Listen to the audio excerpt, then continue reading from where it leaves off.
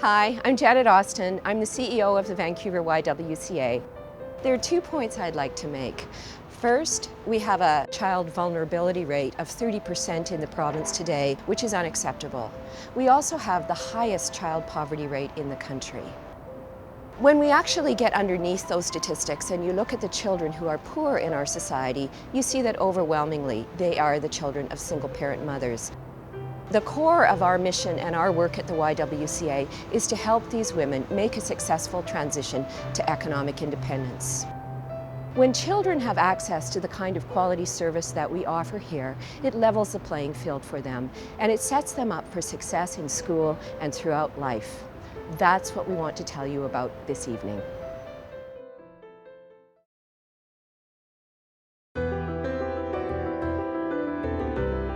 So many people think that you can't do it. There are so many teen moms out there and they're getting, fingers pointed at their back.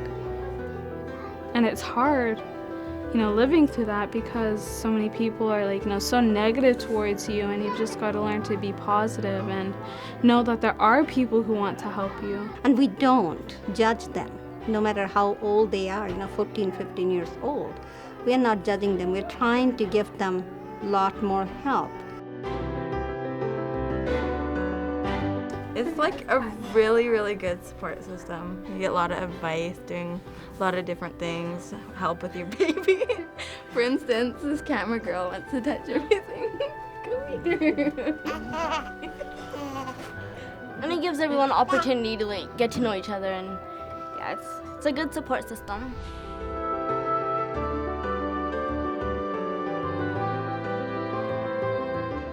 Being here at Emma's is just, how they open so many options for you. You get a chance to go back to school and you're leaving your child in a very safe environment. Daycare is not cheap, so I really like this chance. I feel like I get to start over again. Education is the key to everything. It's the start to everything. I'm probably gonna get my diploma in December, and then I'm planning on going to college and taking a legal secretary course. It gives me an opportunity to graduate and get my life on track so I can support myself and my son, yeah.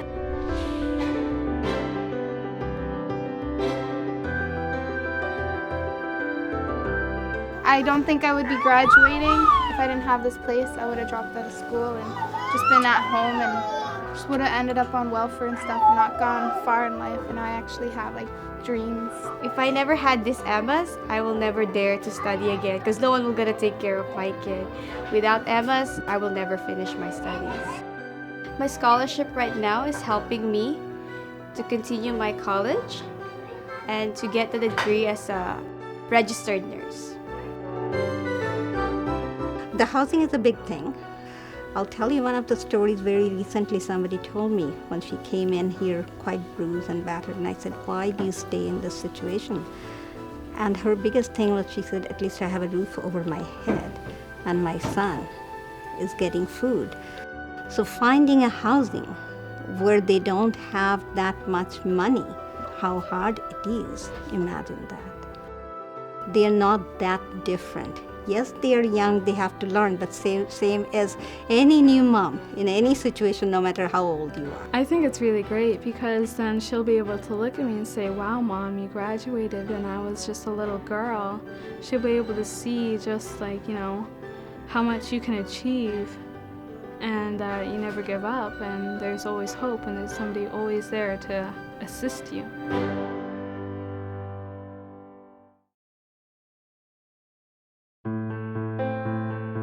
This is a hard place for me. Throughout my addiction in the downtown east side, these alleys were kind of my stomping ground. These alleys where I would come to sit and do my drugs. I started coming in the downtown east side when I was about 15 years old. I had about a $400 a day crack and heroin addiction that I needed to feed. I would do anything it took to keep from feeling sick, to maintain, and to feed my addiction. And then when I had my daughter, I got hooked in with the YWCA Crabtree Corner. And I myself was homeless at the time with my child, and I just thought, what a great way for my daughter to escape our homelessness was for her to go to the daycare. And that's originally how I got hooked in with the Y. And then I started attending the Single Moms group with Brenda Lavelli. When I first started attending the single moms group, I felt a sigh of relief. I felt like a huge weight was lifted off my shoulders. I suddenly felt supported. It was really good to know that there were other moms in the same position as me, and moms that have been there, done that, and they have survived and got the strength from the YWCA to carry on. It's a real mix. We have a lot of single mothers that come. We have quite a few immigrant women. And we also have some families that are working but on very low income. A mum might be just coming in for childcare information, but really she's needing a lot more than that. Once you start talking about their children, you can sort of, work your way into finding out about where are they living, what's going on at home, what support do they have, and from there you can lead them sort of in the right direction.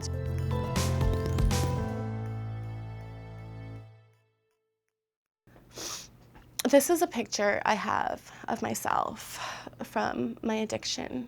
I was 20 years old. I was on the streets.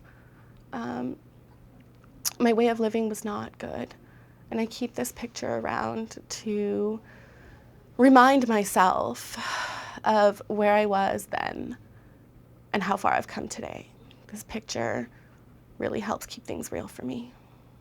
It's needed so desperately because it's a safe place for a lot of the women.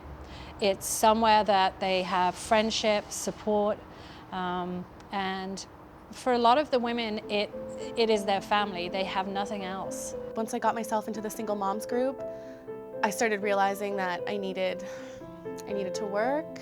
I started applying for jobs. When I found out I was accepted for the job co-facilitating the FASD groups, I felt empowered, I felt proud, I felt strong. It felt good knowing that I could support my daughter. The women I work with are wonderful. They're amazing, they're resilient, they're strong, and they're survivors. I learn a lot from them. I don't know where I would be now without Crabtree, and it gave me that enthusiasm to do something else with my life. So yeah, it's easy for me to talk about because it's done great things for me and for many others. Yeah.